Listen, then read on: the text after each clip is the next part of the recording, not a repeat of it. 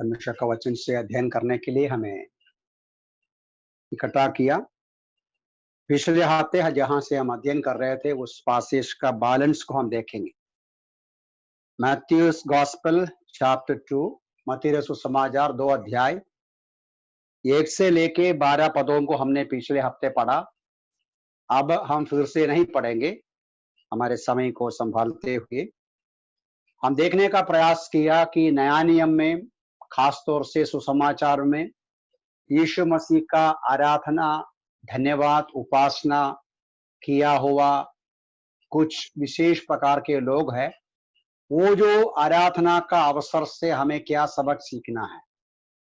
विशेष रूप से पिछले हफ्ते हम इस पासेज को मैथ्यूस गॉस्पेल चैप्टर 2 1 से लेके 12 पदों को पढ़ के जो वाइसमैन या ज्ञानी लोग, ज्योतिषियों ने जो पूर्व से आया, यीशु बालक का प्रणाम करने के लिए या आराधना करने के लिए, वहां से हमें क्या सबक मिलते हैं आराधना के बारे में, इस विषय को हम देखने को शुरू किया। मेरा मेमोरी सही है तो 5 बातें हम लोग देखे थे। Number 1, worshipper is inspired by divine revelation. आराधना करने वाले को आराधना के लिए पहुंचने के पहले एक ईश्वरीय मार्गदर्शन मिलता है।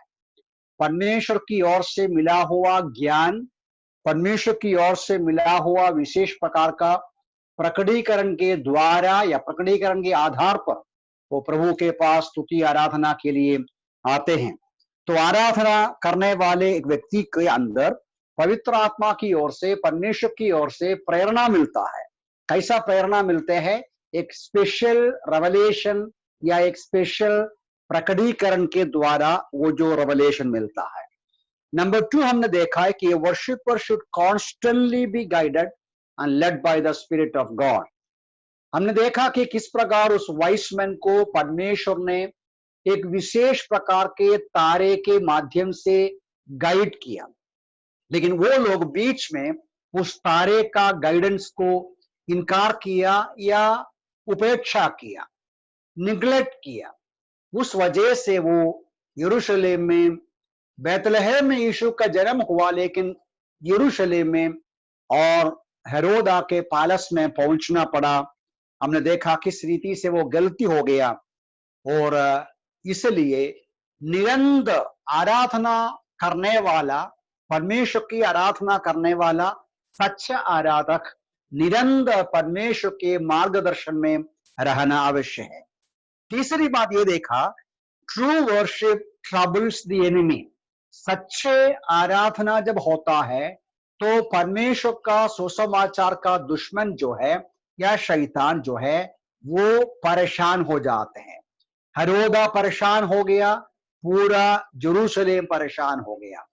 मैं आपको बताया था कि हेरोदा परेशान हो गया इसलिए कि जब मैं राजा हूं तो कौन सा राजा का जन्म हुआ है। यरूशलेम शहर परेशान हो गया इसलिए कि उनको मालूम है हेरोदा राजा बहुत ही क्रोधित राजा है। जब ऐसी एक परिस्थिति हुआ है तो वो बहुत बुरी प्रकार का कार्य करेगा कि इस राजा का अंत हो, वो सोचकर यरूशलेम डर गया। लेकिन यह तो आश्चर्य की बात होता है, यरूशलेम और यहूदी लोग, और जब पैलेस में हेरोदा ने जो शास्त्रियों को, पुराने नियम के ज्ञानियों को बुलाया और वे लोग पुस्तकों को ढूंढकर निकाल कर बोला यहूदियों का राजा मसीहा का जन्म बैतलहम में होगा, तो ये सब यहूदियों को, शास्त्रियों को, यरूशलेम के यहूदी निवासियों को मालूम है तो भी अपना राजा का जन्म हो गया सुनकर वो आश्चर्यचकित नहीं हुआ, खुश नहीं हो गया, और बल्कि वो उपेक्षा किया, ट्रबल्ड हो गए। ये दर्शाते हैं धीरे धीरे यहूदियों के अंदर मसीहा का आगमन के बारे में भविष्यवक्ताओं का भाषण या नबियों का जो प्रकटीकरण होने के बावजूद भी उपेक्षा किया, और उनका वर्तमान काल की परिस्थिति पर वो जो रोमी सरकार के अधीन में वो खुश होकर रहा। यहाँ एक चेतावनी आज भी है कि हम प्रभु यीशु मसीह का आगमन का इंतजार में हैं। हमारा राजा स्वामी प्रभु वापस आएंगे, वो इंतजार में रहना है। यहूदियों को इस अवसर पर जो गलती हो गया आज भी वो हो सकता है, यदि नहीं संभालेगा तो वर्तमान काल की परिस्थिति में, संसार की जीवन की खुशी में और शांति में यीशु मसीह का दोबारा आगमन का उपेक्षा कर सकते हैं। यहां से चेतावनी मिलता है, ऐसा नहीं होना चाहिए। सच्चे आराधना, प्रभु के सच्चे आराधना करने वालों के बारे में शैतान को, दुश्मन को घबराहट होता है। That is the third thing. 14 क्या था? 14 ये था, false worship is not only deceptive but dangerous as well. हेरोदा ने उन लोगों को बोला, आप लोग जाओ, जाकर उस राजा का बेटे का आराधना करके, उपासना करके वापस मेरे पास आओ और मैं भी जाकर उसकी आराधना करेगा। वो झूठ बोल रहे थे, उनका उद्देश्य था मार डालना। तो यहां से झूठी आराधना कितना खतरनाक है। झूठी आराधना केवल दिखावट की आराधना नहीं, केवल होठों की आराधना नहीं, वो बहुत ही खतरनाक है प्रभु की बातों में, प्रभु के कार्यों में।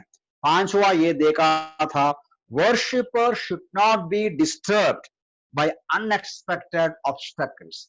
ये जो वाइसमैन, चाहे यरूशलेम का लोग इसमें कुछ इंटरेस्ट नहीं दिखाया, चाहे पालस का राजा और राजमहल के शास्त्रियों ने राजा का जन्म हुआ सुनकर कोई भी इंटरेस्ट नहीं दिखाया, तो भी ये जो वाइसमैन के अंदर जो इंटरेस्ट था, जो एंथुसियाज्म था, जो उत्साह था, बिल्कुल कमी नहीं हो गया। इसलिए आज भी आराधना के लिए जाने वाला, परमेश्वर की आराधना सच्चाई में, आत्मा में करने को चाहते हैं, रुकावट होगा या कोई भी बाधा देता होगा, किसी भी प्रकार का घटना या रुकावट के बावजूद भी हमारे अंदर का उत्साह कम नहीं होना चाहिए, आगे बढ़ना चाहिए। नहीं, 6वां हम देखेंगे। मुझे लगता है 6वां नहीं देखा, यदि देखा है तो भी कोई बात नहीं, एक और बार हम देखेंगे। वेस्टर्न हमें समझाते हैं। 10वां पद में हमने क्या पढ़ा, ये जो वाइसमैन पालस में से बाहर आते हैं, बाहर आने के बाद उस तारे को देखकर अति आनंदित हुए। यहां से हमें एक और सबक मिलता है कि worship should be a joyful spiritual exercise. आराधना एक आनंद की बात होना चाहिए, आराधना आनंद का अवसर होना चाहिए। भजन संहिता 63:5 हम वहां से शायद पढ़ा, उधर ऐसा पढ़ते हैं, मैं फिर से पढ़ता हूं, My soul shall be satisfied as with marrow and fatness, and my mouth shall praise you with joyful lips. My mouth shall praise you with joyful lips. मेरा मुंह हर्षित होठों से तेरी स्तुति करता है। हर्षित होठों से। परमेश्वर की आराधना करने को जाने वाले के अंदर आनंद होना चाहिए, बहुत ही आनंद, संतृप्ति होना चाहिए। ऐसा नहीं कि क्या करेगा, एक मजबूरी के रूप में, एक परंपरा के रूप में, मन से नहीं, ऐसा नहीं, हृदय की गहराई से, आनंद से करना है। कई वचन हमको पुराने नियम से पढ़ते मिलते हैं, उन वचनों को मैं पूरा पढ़ने को जाता नहीं, केवल रेफरेंस देकर मैं पढ़ता हूं और इंग्लिश में सूचना देके चलता हूं। शमूएल का पुस्तक में हन्ना किस प्रकार परमेश्वर की आराधना करते हैं वहां लिखा है। हन्ना 1 शमूएल चैप्टर 2 वर्स 1, वहां हन्ना परमेश्वर का धन्यवाद करने के बारे में उधर पढ़ते हैं कि my heart rejoices in the Lord, my horn is exalted in the Lord. देखिए क्या बोलते हैं, my soul, My heart rejoices in the Lord. मैं पूरा पढ़ूंगा आपके लिए, अच्छा रहेगा। पहला शमूएल चैप्टर 2 1 पद। तब हन्ना ने प्रार्थना करके कहा, मेरा हृदय यहोवा में मगन है, यहोवा के कारण मेरा सींग ऊंचा है, मेरा मुंह मेरे शत्रुओं के विरुद्ध खुल गया है, क्योंकि मैं तेरे उद्धार से आनंदित हूं। यहां हन्ना प्रार्थना करती है, परमेश्वर का धन्यवाद करती है, प्रभु ने उसके जीवन में किया हुआ उपकारों के लिए धन्यवाद देते हैं। उस समय आनंद के साथ वो आराधना करते हैं या धन्यवाद करते हैं। एक और वचन पढ़ता हूं मैं, पहला शमूएल उसका 11वां अध्याय उसका 15वां पद का अंतिम भाग में ऐसा एक शब्द है। 1 शमूएल चैप्टर 11 वर्सेस 15 का करीबन अंतिम भाग में उधर लिखा है, There they made sacrifices of peace offerings before the Lord. There Saul and all the men of Israel rejoiced greatly. सब लोग गिलगाल में गया, उन्होंने यहोवा के सामने मेल बेली भी चढ़ाए। वहां शाऊल सहित इस्राएल के सब लोगों ने अत्यधिक आनंद मनाया। मेरा कहने का मतलब, यहूदी लोग या परमेश्वर के भक्त लोग जब आराधना करते हैं, जब परमेश्वर के सामने अपने बलिदान अर्पण करते हैं, धन्यवाद का भेंट चढ़ाते हैं, प्रभु के उपस्थिति में आना, आराधना करना, धन्यवाद करना, ये आनंद की बात होता है, बहुत ही आनंद की बात होता है। बस मैं आगे बढ़ना चाहता हूं, और भी एग्जाम्पल्स है वो मैं छोड़ देता हूं, जहां बहुत सारे वचनों में हम पढ़ते हैं भक्त लोग आराधना के लिए आते हैं, आनंद के साथ आते हैं, आनंद और मगन होकर परमेश्वर की बड़ाई और प्रशंसा करते हैं। अब आएंगे वापस वही passage, Matthew's gospel chapter 2, wise man की आराधना को देखिएगा, 11वां पद को देखिए। यहां क्या लिखा है, उन्होंने घर पे पहुंचकर उस बालक को उसकी माता मरियम के साथ देखा। किसको देखा? देखा किसको? ध्यान से मैं फिर से पढ़ता हूं। वाइस मैन क्या किया? They saw the young child, they had come into the house, they saw the young child with Mary his mother. किसको देखा वो लोग? वे बैतलहम में पहुंचा, बैतलहम में पहुंचकर वो घर में प्रवेश करते हैं। घर में प्रवेश करके वहां मेरी है, वहां जोसेफ है और वहां बालक है। ये जो वाइसमैन का नजर किस पर लगा? यहां बराबर लिखा है, दे सो द यंग चाइल्ड, उस बालक को माता मरियम के साथ देखा। इंग्लिश पढ़ना और क्लियर होता है, उनका नजर बालक के ऊपर था। यदि आप मैथ्यूस गॉस्पेल में और भी आगे पढ़ेंगे, जब मत्ती जहां कहीं भी यीशु और मरियम एक साथ रेफर करते हैं, हमेशा यीशु का रेफरेंस पहले देता है। नॉर्मली हम क्या बोलेंगे? मां और बच्चा को देखा। अब यहां बच्चे को देखा, मां के साथ देखा। नजर या फोकस आराधना करने वाले का ध्यान, अटेंशन, फोकस सेंटर करना चाहिए यीशु मसीह की ऊपर। ये भी बहुत गंभीर सच्चाई है। आराधना करने वाले या परमेश्वर की आराधना स्तुति करने वाले मन में रखने की बात यह है, आराधना यीशु मसीह को करना है। और यीशु मसीह की आराधना करने के लिए हम जब पहुंचते हैं तो हमारा ध्यान, हमारा अटेंशन, हमारा मेडिटेशन, हमारा विचार और कोई भी बात के ऊपर आना नहीं चाहिए, नथिंग एल्स। इब्रानियों की पत्री में ये वचन हम कई बार पढ़ चुका है, तो भी मैं पढ़ना चाहता हूं। इब्रानियों की पत्री आप जानते हैं, ये जो रीडर्स, हिब्रू उसका जो रीडर्स जो है, उनका नजर यीशु से निकाल दिया और वे अन्य कई बातों पर नजर रखना, फोकस करना शुरू किया। तो उनके अंदर ठंडापन आया, उनके अंदर निराशा आया, वे उनका मसीही जीवन में पीछे हटा और कुछ लोग जाना बंद भी कर दिया। उन लोगों को ये हिब्रूस में बार बार लिखने वाला एक बात बोलता है। दो वचन हम पढ़ेंगे। इब्रानी 3 का 1 देखिएगा, हिब्रूस 3:1, इसलिए पवित्र भाइयों, तुम जो स्वर्गीय बुलाहट में सहभागी हो, यीशु पर ध्यान दो, यीशु पर ध्यान दो, है। Consider Jesus. Therefore, my Christian brothers, another translation, fix your thoughts on Jesus. ये विलियम्स का ट्रांसलेशन है। Consider Jesus. Fix your thoughts on Jesus. My Christian brothers, readers, writer बोलता है, क्यों? यीशु मसीह पर नजर रखना मसीही जीवन के लिए ही आवश्यक है। Even to maintain our Christian life, even to enjoy a happy, joyful, growing Christian life, we need to focus on Christ. We need to consider Christ.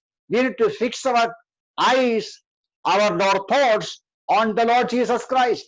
देखो चैप्टर 2 देखिएगा, चैप्टर 2 का 9 देखिए, वहां भी लिखने वाला बोलते हैं, परंतु हम उसको अर्थात यीशु को जो थोड़े समय के लिए स्वर्गदूतों से कम किया गया, मृत्यु का दुख उठाने के कारण महिमा और आदर का मुकुट पहने हुए देखते हैं।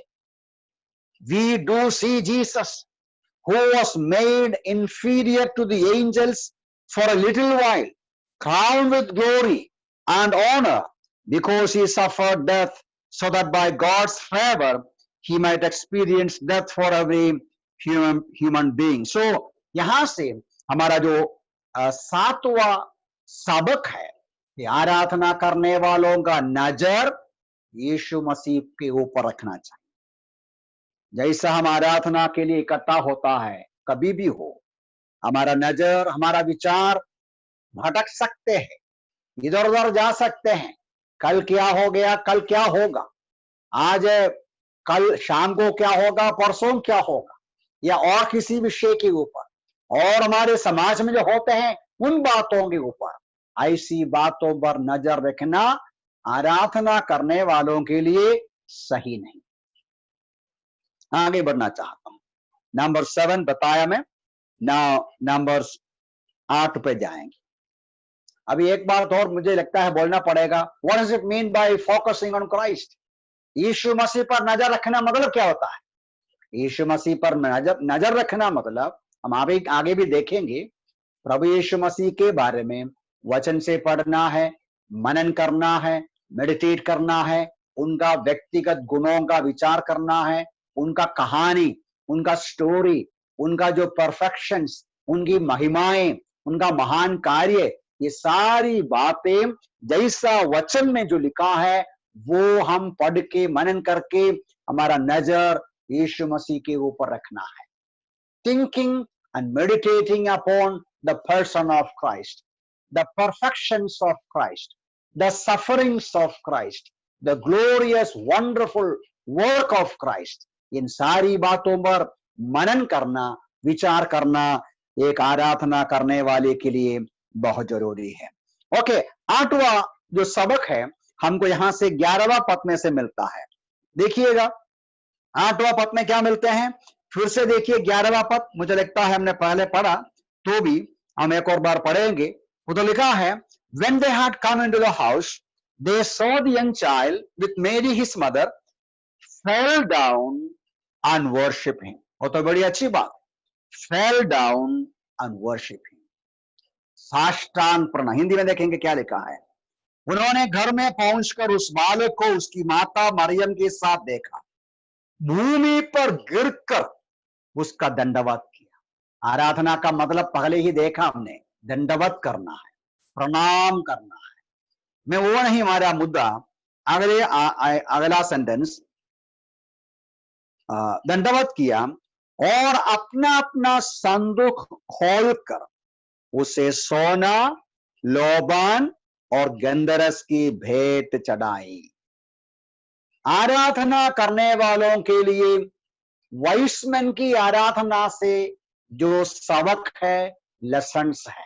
लेसन नंबर 8 ये है, worship is a time to give that which is due unto his name. प्रभु यीशु मसीह के योग्यता के आधार पर उसके सामने भेंट चढ़ाने का समय है आराधना। आराधना, कई बार ये कहा है, प्रार्थना का अवसर नहीं। आराधना वचन सुनाने का भी अवसर नहीं। आराधना टीचिंग नहीं, आराधना प्रीचिंग नहीं, आराधना प्रेयर नहीं। आराधना, it's a time to offer that which is due unto his name. प्रभु यीशु मसीह के योग्यता के आधार पर उनके सामने अर्पण करने का समय है। वाइसमैन आया, बहुत लंबा सफर करके आया। वे यहूदियों का राजा जो जन्मा हुआ है, उसके सामने अर्पण करने के लिए गिफ्ट लेके आया। उनके सामने अर्पण करने के लिए अपना पेटी में गिफ्ट लेके आया। उधर पढ़ता है, वो अपना संदूक को खोलकर क्या दिया? सोना, लोबान, गंधरस की भेंट चढ़ाई। ये बहुत गहराई से सीखने का विषय है। वाइसमैन क्या लेके आया? मामूली चीज नहीं। वाइसमैन जो ज्योतिषियों ने इधर आया, ये लोग ऐसे ही मामूली चीज लेके आया नहीं। सोना, गोल्ड, उसके बाद हिंदी में क्या पढ़ते हैं? लोबान, फ्रैंकिंसेंस, देन गंधरस, म्यूर, 3 चीजें अर्पण किया। ये तीनों चीजें बहुत महत्वपूर्ण है। प्रभु यीशु मसीह बालक है, वो जो बालक के पास अर्पण किया हुआ ये जो 3 प्रेशियस थिंग्स बहुमूल्य है, बहुत कीमत का है, बहुत मतलब का है। कितना समझदारी से आया है। प्यारे भाई बहनों, मैं एक बात फिर से आगे बोल के आगे बढ़ता हूं। आराधना के लिए आते समय, आज ठीक है हम इकट्ठा होके आराधना नहीं करता, वो अलग विषय, लेकिन हमारा नॉर्मल आराधना की बात, कलीसिया के रूप में या व्यक्तिगत रूप में प्रभु के आराधना के लिए इकट्ठा होते समय कुछ चढ़ाने के लिए लाना है। खाली हाथ नहीं आना है। खाली हाथ नहीं आना, उसके पास कुछ अर्पण करना है। ये लोग जो अर्पण किया, बहुमूल्य चीज का अर्पण किया। गॉड, सोना, फ्रैंकिंसेंस, लोबान एंड म्यूर, गंधरस, वो अर्पण किया बोलते हैं। इसका मतलब क्या है? सोना आपको पता है वो बहुमूल्य है। यीशु मसीह का किंगशिप, यीशु मसीह का दैवत्व और राजत्व दर्शाते हैं।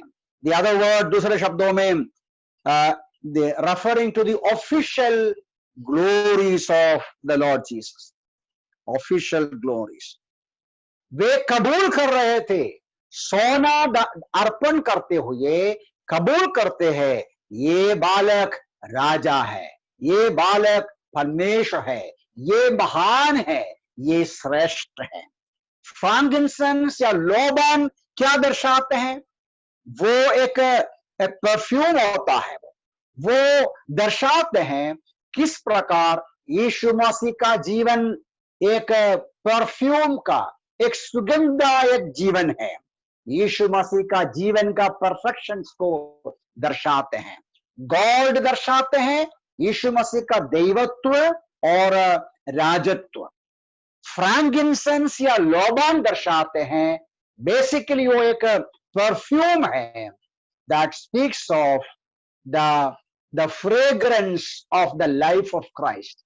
यीशु मसीह का जीवन में जो सुंदरता है, जो सुगंध है, जो ब्यूटी होता है, जो परमेश्वर पिता ने यीशु मसीह का 33.5 साल का जीवन में पसंद हो गया। देखो मेरा पुत्र, इस पर मैं अति प्रसन्न हूं। The perfect life of Christ, the moral glories of Christ, Yeshu Masih का धार्मिक गुणों को दर्शाते हैं फ्रैंकिंसेंस या लोबान। मीर, आप जानते हैं, कड़वापन का एक चीज है। मीर इस्तेमाल करता है बॉडी को एम्बाम करने के लिए। एक शरीर जो उन दिनों में एम्बाम करते थे, उसके लिए इस्तेमाल करते हैं मीर या गंधरस। यूहन्ना का 19 का 39 में उसका रेफरेंस हमको मिलता है। तो इनडायरेक्टली ये जो वाइसमैन मीर देते हुए, अर्पण करते हुए, गंधरस अर्पण करते हुए यीशु मसीह का सफरिंग्स को दिखा रहा था, हिज रिडेम्पटिव ग्लोरीज। अब समझ में आया? ये जो 3 अर्पण किया हुआ चीजें बहुत ही बहुमूल्य है। 2 प्रकार में बहुमूल्य है, उसका कीमत में बहुमूल्य है, उसका सिग्निफिकेंस में बहुमूल्य है। वे कितना समझदारी से दिया, परमेश्वर के सामने स्वीकार योग्य भेंट अर्पण किया। सोना यीशु मसीह का दैवत्व और राजत्व को दर्शाता है, और जो लोबान है, फ्रैंकिंसेंस है, यीशु मसीह का परिपूर्ण जीवन को दर्शाते हैं। और जो मिर्ज होता है, जो गंधरस होता है, यीशु मसीह का कष्ट, कड़वापन का अनुभव, वेदना का अनुभव, सफरिंग्स को, हमारा उद्धार के लिए यीशु मसीह सहा हुआ वेदना को दर्शाते हैं। आज हम प्रभु के पास आराधना के लिए आते समय हम क्या अर्पण करना चाहिए? बहुत सारे लोग क्यों सोचते हैं पैसा डालना चाहिए? नहीं, पैसा अलग बात है।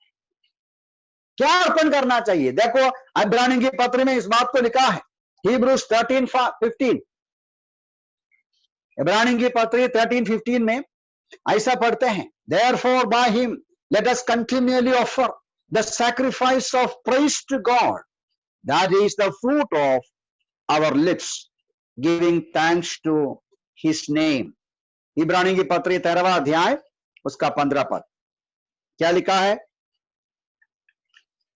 उधर लिखा है, हम यीशु के द्वारा स्तुति रूपी बलिदान परमेश्वर को सर्वदा चढ़ाया करें, अर्थात उन होठों का फल जो उसके नाम का अंगीकार करते हैं। आज अर्पण करना है बुनियादी तौर पर क्या है?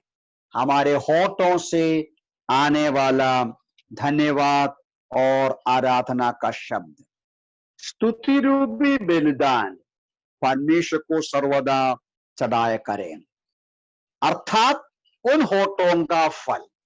आज भेड़ बकरी का बलिदान नहीं चाहिए, पैसा का भी बलिदान नहीं चाहिए।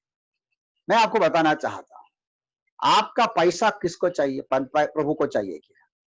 ये अलग विषय है। मैं कई बार आश्चर्यचकित होता हूं, ये किधर से ये अलग विषय है, मैं अभी उधर जाता नहीं। लेकिन बहुत सारे लोग सोचते हैं पैसा डाला काफी हो गया। आपका पैसा परमेश्वर को जरूरी नहीं है। नहीं, ये सीखने विचार करने की बात है। ये दुनिया का रिलीजन का काम है मेरे ख्याल से। लोगों को उनके लिए प्रार्थना करता है, कुछ भी धार्मिक काम करता है, पैसा डालता है। परमेश्वर भूखा नहीं है, परमेश्वर गरीब नहीं है। आपका पैसा या मेरा पैसा परमेश्वर को नहीं चाहिए। हमारा धन्यवाद का शब्द चाहिए, हमारे होठों से आने वाला स्तुति रूपी बलिदान चाहिए। मतलब क्या है? वही है इधर जो बोला, आराधना के लिए आने वाले आप और मैं। यहां प्रभु का दास एपी गिब्स का ऑब्जर्वेशन है, एक ही एपी गिब्स कहते हैं, हमारे होठों से आना चाहिए। क्या आना चाहिए? जैसा पहले देखो 3 बातें, यीशु मसीह का ऑफिशियल ग्लोरीज, यीशु मसीह का मॉरल ग्लोरीज, यीशु मसीह का रिडेम्पटिव ग्लोरीज। मैं फिर से एक्सप्लेन करता हूं। हमारे होठों से आना चाहिए, क्या आना चाहिए? यीशु मसीह का ऑफिशियल ग्लोरी। मतलब वो कौन है? वो परमेश्वर है, वो राजा है, वो प्रभु है, वो सनातन काल से विराजमान है। वो जो ऑफिशियल ग्लोरी का पहचान, वो जो ऑफिशियल ग्लोरीज का पहचान में समझकर मनन करके हम मुंह से कबूल करना। We need to understand, acknowledge, appreciate, even appropriate the official glories of Christ. ये मुंह से निकलना चाहिए, प्रभु अब राजा है। And then the moral glories of Christ. The moral glories of Christ मतलब यीशु मसीह का गुण। उसने पाप नहीं किया, उसमें कोई पाप नहीं था, वो प्रेम है, करुणामय है, निर्दोष है, निष्कलंक है। यीशु मसीह का सारा धार्मिक गुणों का हम विचार करना है, समझना है, मनन करना है, वो एक्नॉलेज करना है। And then the redemptive glories of Christ, the redemptive glories of Christ मतलब हमारे छुटकारा के लिए यीशु मसीह ने, हमारे आत्मा का उद्धार के लिए यीशु मसीह ने क्या किया, इस बातों का पहचान, उद्धार का काम, उसका बलिदान, उनका atoning death on the cross of Calvary, उनका जो मृत्यु, उनका सफरिंग्स, उनका अग्नि, यीशु मसीह जो सहा, इन बातों का विचार करना, मनन करना, अप्रोप्रिएट करना और उसको एक्नॉलेज करना, यह है होठों से आने वाला स्तुति रूपी बलिदान। इसलिए हम आराधना कलीसिया के रूप में करते समय या अकेला भी करते समय हमें विशेष रूप से परमेश्वर के सामने अर्पण करने की बात यह है, क्या है, हमारे मुंह से यीशु मसीह का महानता का वर्णन करना है। तो प्रभु में सहायता करे, ये जो वाइसमैन का जैसा योग्य बातें अर्पण करना है। मैंने क्या बताया, वो जो 10th point, worship is a time to give that which is due unto his name. परमेश्वर का, प्रभु के नाम के योग्य अर्पण करना, भेंट करने का, चढ़ाने का समय है आराधना। आगे बढ़ेंगे नंबर 9, वापस आइएगा, वन मोर लेसन। 10 है पूरा, 9 12वां पद को देखिए, उधर लिखा है, तब स्वप्न में परमेश्वर से यही चेतावनी पाकर हेरोदास के पास ना लौटा। इंग्लिश पढ़ता हूं, then being divinely warned in a dream that they should not return to Herod, they departed for their own country another way. ध्यान दीजिए, दिया आपने, divinely warned। हिंदी भाषा में, तब स्वप्न में परमेश्वर से यह चेतावनी पाकर कि हेरोदास के पास ना लौटना, वे दूसरे मार्ग से अपने देश को चलेंगे। ये वचन में 2 सच्चाइयां हैं। Worshipper gets further revelation. मैं एक्सप्लेन करता हूं। आपको पता है, हेरोदा ने इन लोगों को बहुत रहस्य संभाल कर बहुत सारी बातें बोला, तुम बालक को मिलेगा, आराधना करो, उपासना करके मेरे पास वापस आना, मैं भी जाके आराधना करेगा। वो उनका विचार था कि उस बच्चे को मार डालना, खत्म कर देना। परमेश्वर ने इन वाइसमैन को स्वप्न में चेतावनी दिया। उनका बैतलहम में बालक से मिलने के बाद, भेंट अर्पण करने के बाद जैसा वापस जाने का तैयारी किया, परमेश्वर ने अपने मार्ग से उनको चेतावनी दिया, हेरोदा के पास वापस नहीं जाओ, हेरोदा के पास वापस नहीं जाओ। तो मेरा मुद्दा नंबर 1 यहां से यह है, आराधना करने वाले को परमेश्वर के सामने स्वीकार योग्य, एक्सेप्टेबल आराधना, प्लीजिंग आराधना जब करते हैं, परमेश्वर उसको फर्दर रेवलेशन देते हैं। हमने पहले देखा कि आराधना का आरंभ रेवलेशन से है।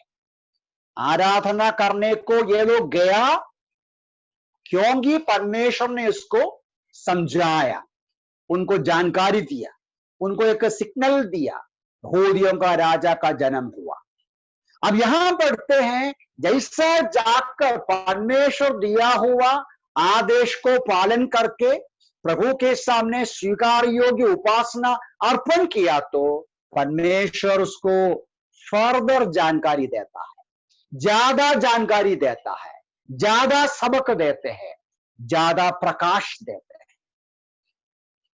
ये बाइबल का एक बड़ा प्रिंसिपल है। बड़ा प्रिंसिपल मतलब, जब एक व्यक्ति आज्ञाकारी होता है, उसको परमेश्वर और समझाता है। जब एक विश्वासी परमेश्वर समझाया हुआ सच्चाई को मानते नहीं, परमेश्वर बताया हुआ मार्ग पर नहीं चलता, उनको प्रभु कुछ नहीं बोलेगा। हम भी ऐसा है ना, हम भी तो ऐसे हैं। जब आपका बच्चा या कोई भी आप कही हुई बात को निरंतर इनकार करते हैं, मानते नहीं है, आप दोबारा उसको बोलेगा? नहीं बोले, नहीं बोलेगा ना, वो तो ऐसा ही है। परमेश्वर भी अपने लोग, प्रभु के लोगों की बात ही बोलता। जब वो परमेश्वर दिया हुआ जानकारी, इंफॉर्मेशन या कमांडमेंट्स या आज्ञाएं पालन करते हैं तो और ज्यादा बताएगा, नहीं करता है तो नहीं बताएगा। ये जीवन की हर बात के लिए अवश्य सच्चाई है। मैं ज्यादा वर्णन नहीं करता। यीशु मसीह भी यूहन्ना का सुसमाचार में ऐसा एक शब्द कहा है, जॉन्स गॉस्पेल 7:17 में बोला, if anyone wills to do his will he shall know concerning the doctor. जो आज्ञा पालन पसंद करते हैं उसको जानकारी मिलेगा। नीति वचन में वाइस मैन कहते हैं, the path of the righteous is like the light of dawn which shines brighter and brighter until full day। मतलब धर्मी जन को परमेश्वर और ज्यादा प्रकाश देते हैं। ओबीडियंट है और ज्यादा जानकारी प्रकाश मिलता है, ओबीडियंट नहीं है प्रकाश नहीं मिलेगा। जल्दी हम लास्ट पॉइंट देखे बंद करेंगे। 12वां पद का अंतिम भाग में क्या पढ़ते हैं? जब परमेश्वर की ओर से उसको चेतावनी मिला, ये लोग क्या किया? जी हाँ, पढ़िएगा। वाइस मैन क्या किया? वे दूसरे मार्ग से अपने देश को चले गए। They departed for their own country another way। बहुत बड़ी एक सच्चाई है। Worshipper returns as a changed person। ना नॉर्मली हम, ये तो सही बात है, basically worship is a time to give to God. Worship is an occasion we come before God and give to him glory, honour, majesty, everything, all that we have we give to him. But ये जो Passage में से और अन्य कई पासेजेस में से हमको समझ में आता है, आराधना आप किया, आपने अपने हृदय से हृदय का भंडार खोलकर प्रभु के सामने स्वीकार योग्य आराधना अर्पण किया, तो परिणाम क्या है? परमेश्वर को मिला महिमा आदर। आप आराधना करके वापस जाते समय you are a changed person, you have been transformed. एक बदलावट होता है। यहां ये लोग एक अलग मार्ग से गया। वो लोग बोल सकता था, यदि आप इसका ज्योग्राफी पढ़ेगा तो देखेगा तो पता चलेगा, बेथलेहेम से ईस्ट में से, ईस्टर्न कंट्री से वो लोग आया, उनको ईस्ट में वापस जाना है तो बेथलेहेम से यरूशलेम जाकर जाना है, बेथलेहेम से होके यरूशलेम होके उसको जाना है। आज का जैसा बहुत सारा रोड नहीं है उधर, बहुत बड़ा चढ़ाव है या पहाड़ है, पहाड़ी क्षेत्र को क्रॉस करना है। लेकिन परमेश्वर ने बोला, तुम यरूशलेम से वापस मत जाओ, हेरोदा के पास मत जाओ। इधर दो बातें हैं। नंबर 1, हेरोदा राजा का आदेश है, हेरोदा का राजा का आदेश का उल्लंघन करता है, इन ये हेरोदा के पास नहीं गया तो। नंबर 2, उनका देश में पहुंचने के लिए खतरनाक रास्ता लेना पड़ेगा, उसको सही रोड नहीं मिलेगा, हाईवे नहीं मिलेगा, अलग रोड लेना पड़ेगा, अलग रास्ता से, बहुत मुसीबत से जाना पड़ेगा। तो भी आराधना करने के बाद ये जो वाइसमैन, वो जो पुराना मार्ग से नहीं गया, हेरोदा के पास गया नहीं, वे चेंज हो गया, मार्ग चेंज किया।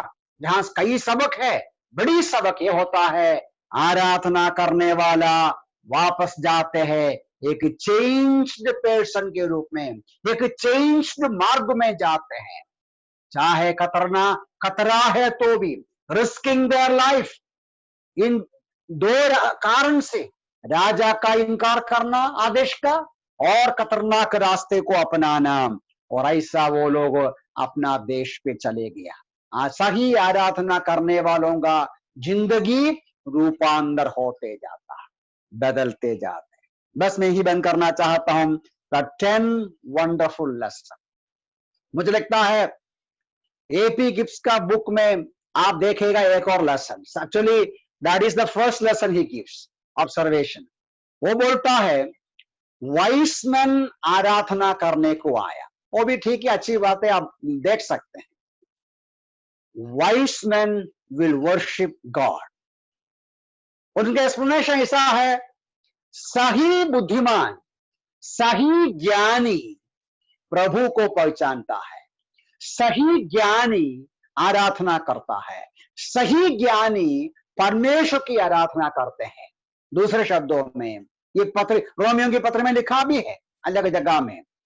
आपको लगता है आप बुद्धिमान है, आपको लगता है आप ज्ञानी है, आपको लगता है आप समझदार है, आप प्रभु को नहीं पहचाना, प्रभु यीशु मसीह को पहचाना नहीं, उसकी स्तुति आराधना नहीं किया, you are not a wise man, because wise men will worship God. Wise men will acknowledge the glory of God and worship God. वो भी आप ले सकते हैं, तो 11वां मिल जाएगा। तो 11, 10 बातें इधर मैंने बताया और पूरा रिपीट नहीं करता। 5 हम पिछले हफ्ते देखा। आज जो 5 बातें देखा वो ये है, वर्शिप शुड बी एक आनंद का समय है आराधना, और आराधना में यीशु मसीह की ओर हमारा नजर रखना है, और आराधना देने का अवसर है, उनके नाम के योग्य आराधना अर्पण, भेंट अर्पण करना है। आराधना करने के पश्चात हमको और ज्यादा आत्मिक जानकारी प्रभु देता है। आराधना के व्यक्ति को बदल डालते हैं, जिंदगी बदल जाते हैं। बस इधर बंद करना चाहता हूं। प्रभु में सहायता करें कि प्रभु के सामने स्वीकार योग्य आराधना हम अर्पण करें। और एक गहराई की बात यह है, आराधना के द्वारा प्रभु को महिमा होता है, और साथ साथ हमारा भी जीवन परिरूपांतर हो जाता है। प्रभु में ज्यादा समझदारी देता है, आत्मिक ज्ञान देता है, और हमारा भी जिंदगी में रूपांतर होता है, ट्रांसफॉर्मेशन होता है। मेरी प्रार्थना यह है कि प्रभु में हम सबको सहायता करे कि आने वाले दिनों में और ज्यादा स्वीकार योग्य आराधना इन लोगों के समान करने में प्रभु इन वचन से मैं सहायता करे। प्रभु के नाम की महिमा। मैं विनती करता हूं, कोई भी भाई